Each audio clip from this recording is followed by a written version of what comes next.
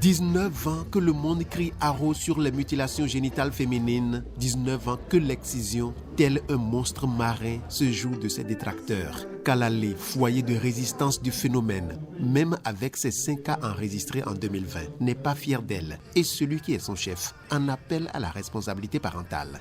La première femme présidente de la République, Madame Ellen Johnson Sirleaf, soutient que, je cite, les hommes doivent changer leur état d'esprit. Ils doivent apprécier et valoriser la contribution que les femmes apportent à travers le monde. Les femmes contribuent au développement et veillent à ce que les économies puissent évoluer plus rapidement.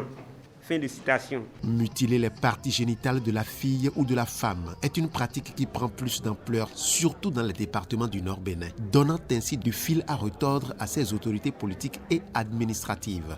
Pourtant, entre-temps, l'espoir était permis, car les auteurs de ces pratiques, en l'occurrence les exciseuses, avaient pris des engagements dans certaines localités et plusieurs s'étaient reconvertis à d'autres activités.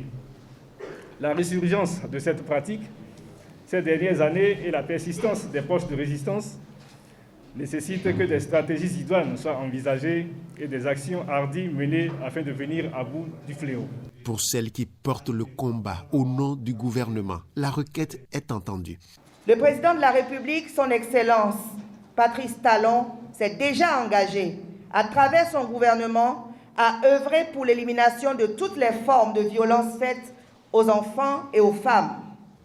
C'est pourquoi, par son leadership, mon département ministériel s'est doté d'un numéro vert gratuit, le 138, accessible pour tous les réseaux de téléphonie, qui vous permet de dénoncer et dans l'anonymat, aux services compétents, toute forme d'exploitation et de violence exercée sur les enfants. En attendant que l'État fasse de l'infraction que représente l'excision un délit imprescriptible, la loi 2003 portant répression des pratiques liées aux mutilations génitales féminines exige la dénonciation avant ou après les faits pour toute personne ayant connaissance de la préparation ou de la commission de l'acte.